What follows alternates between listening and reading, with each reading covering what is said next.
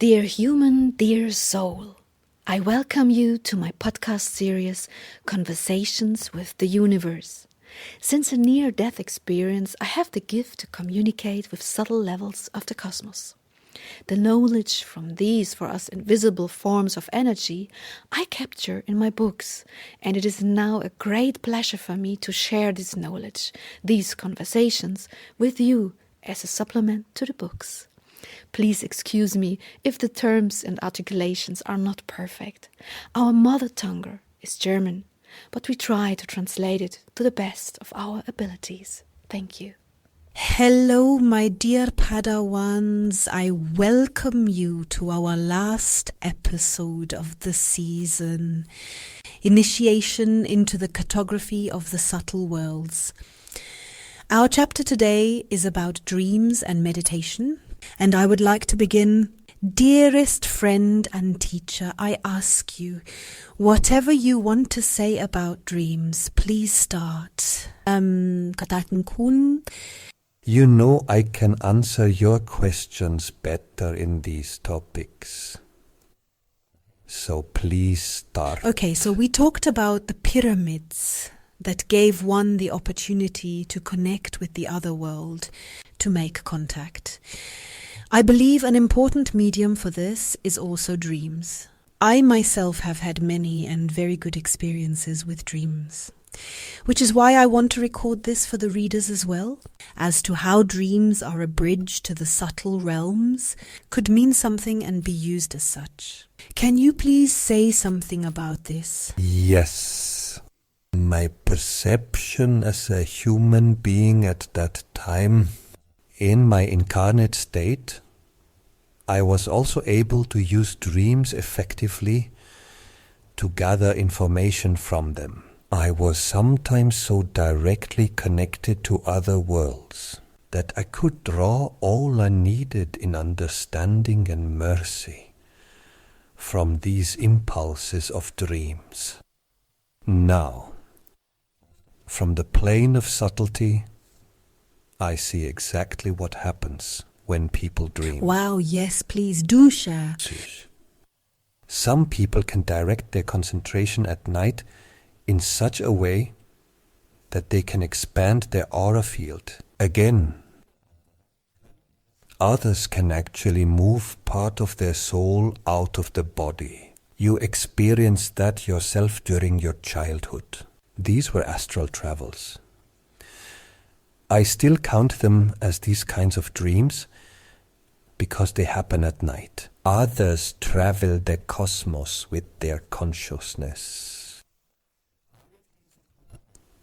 All these components act like different vehicles into the cosmos. However, the information remains the same.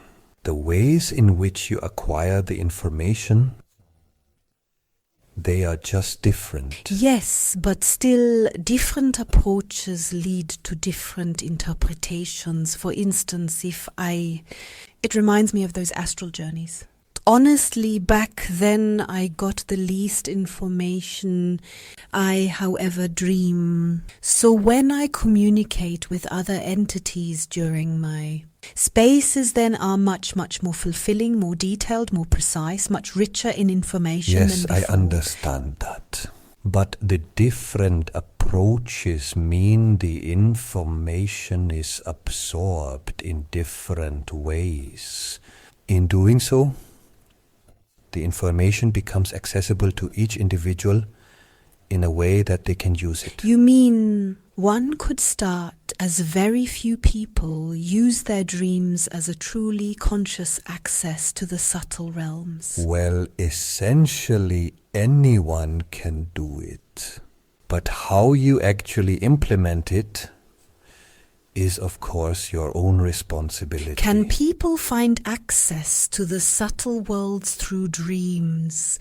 Not exactly the same, but yes, it can also be achieved through meditation.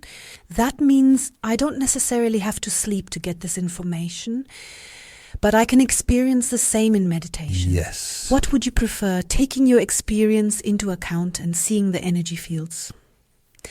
Which is better, dreaming or meditating? My perception would say meditating is better because you are more aware to truly absorb and process the information.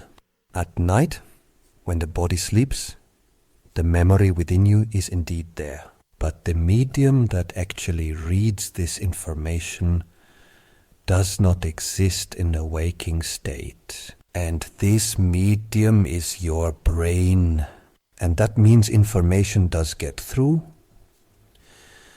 but sometimes and often isn't understood. It is more likely in meditation. But I can't astral project during meditation. No, but you're closer if you try. Why can't I have an astral journey in a meditation like in a dream? Because the bodily functions are too awake, my love. The body must sleep to be able to move such force. The force of your soul exclusively. Is there something you'd like to share with people wanting to use their dreams in that way? That they actually reveal the information you need? Yes, very gladly. What then? By connecting to the cosmic worlds at night, when you go to sleep, you can gain a lot. Please, when you fall asleep, ask to be directly connected to the ethereal worlds. Be ready and trust. Phrases these words exactly. I am ready, I trust. And then call for the night's protection. Subtitles by Stephanie Geigs. I call upon my guardian entity. I ask my guardian spirit, protect me for this night. Let all chi and all important information continue to flow through me. Thank you, my dear. Nice, good. So the declaration of intent and the protection. What else? Nothing else. Nice. What is the maximum experience one can have in a dream? I mean, since the body is asleep and hence the translation machine, the brain wasn't as active in warning. What is the maximum possibility of overcoming a dream? To take and perceive. If you want to know where you can travel like this, the answer is quite simple. Through the levels that resonate with you, but not to the very high levels of the Friends of Light. This is not possible because consciousness in the incarnated state cannot stretch there. It's plain and simple. In your words, too far away. You mean too far in frequency. We are in the body and can only raise our frequency within the body to a certain limit, but not to infinity. That's how it is, exactly. You put that nicely. Back to meditation. Is it different there? Oh, yes. In meditation, you can reach different states of consciousness through various breathing exercises, and these, in turn, help pave the way to very high levels. I've heard about lucid dreaming, where supposedly you become an observer of certain events. Do you have an explanation for that? Yes. What you're describing there, your frequencies are synchronized with those of others, and you will become an observer of their thoughts and experiences. Wow, it's really like watching a movie. You don't actually participate, you just watch. But why does that happen at all? Because the frequencies align in such a way that you can perceive these things. Please take this example as an indication that we constantly speak only of frequencies and whether they harmonize or not. Yes, I've noticed that. Sometimes I've observed these things, but they had absolutely no relation to me. I was really just listening. I didn't know the people. I didn't know the place. It was all unfamiliar to me. This moment has nothing to do with this dream at all. Yes, my dear, you were the witness. Why does this happen? There must be some reason for it. Such a thing is actually usable as a benchmark for your frequency as a translator. When your frequency perceives this other frequency, so take this as a practice. What you could perceive and at what level you are currently vibing. But this is only for tonight. It's not my general vibe. No. It's actually crucial for this night, for this moment. However, there are people who practice stepping out of that observer role and then actually have an impact. Yes. Well, so I wanted to know if that's good or bad, right or wrong. It is absolutely value neutral. The whole issue of so-called lucid dreams that you're mentioning is purely a frequency reflection.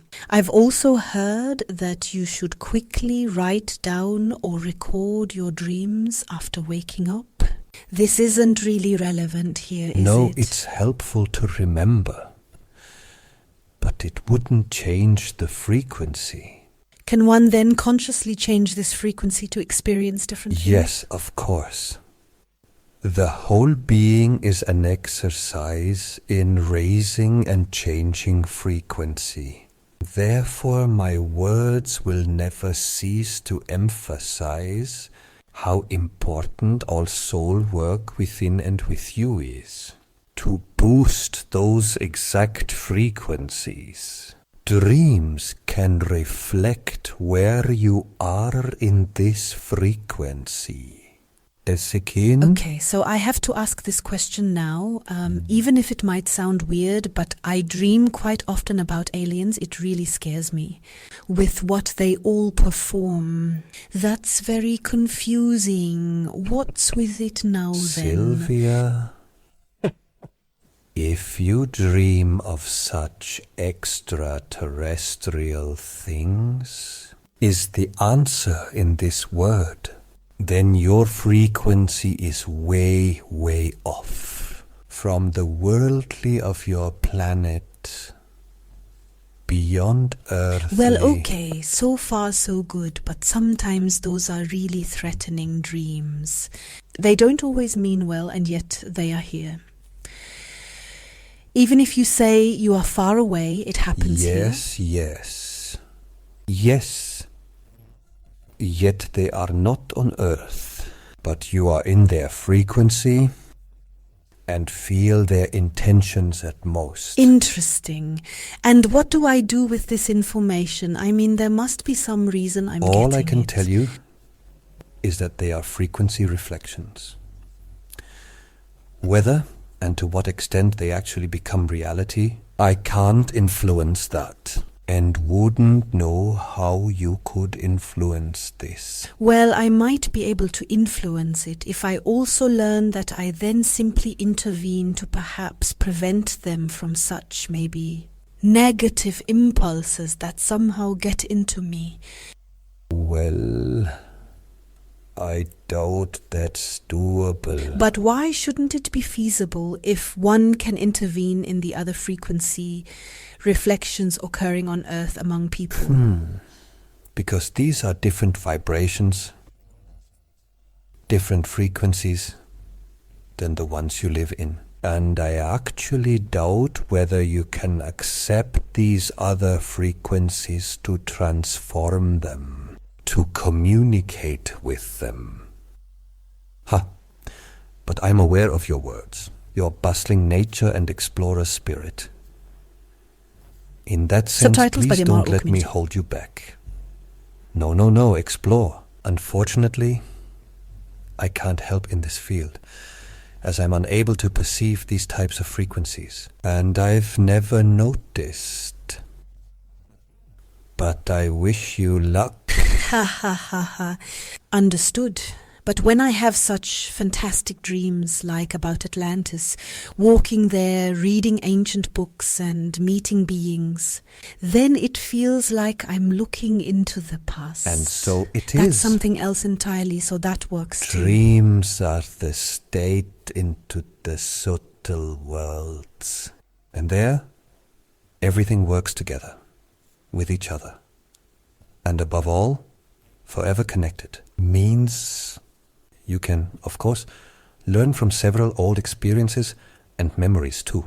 Who says this is only tied to the present of your Earth's frequency? Yes, that's true. I mean, I do like these Atlantic and ancient mystical dreams really very much. Preferably, it's like I'm carrying Harry Potter alive inside me, wearing with mystical symbols and spells and rituals that I attend and participate in. That's really, really entertaining. Yes, my love, I understand that very well. Interesting. Do you have anything else to say on the topic of dreams and meditation? Yes. No. I'm considering whether I should ask you about meditation practice. Not at this point. Let's go deep on it another time. And with these words, do you really mean that? That there is now another chapter in the book with lots of exercises, not just for meditation, but in general, for life and for access to the subtle worlds, frequencies, areas, call it what you will. And I encourage you to acquire this work naturally if you're interested in it, to go deeper and actually do some practical exercises. Speaking of practical, the book now also includes what's next, the so-called soul catalogue. There, I tried to capture a bit of it visually.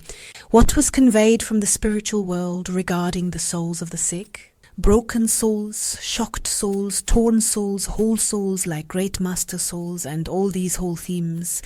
Tried to illustrate it so you have an even better picture of it. And of course, like in every work, there's also a very large chapter, questions and answers, which once again covers everything that has come to mind regarding the topics discussed so far. And if you're interested, I encourage you to find it in the book in this sense. Would these be my final words for this season here? And I thank you. I want to thank you all very much for listening, for staying loyal. It continues, don't worry, maybe a bit different than before. Will you continue with me, Disney, being able to go away? And Gabriel, we would like to say goodbye for now in this spirit, but we will have another session together. Thank you, Dirka. Thank you, Sylvia. Your great reading. And you, friends, Indians love. Thank you, love.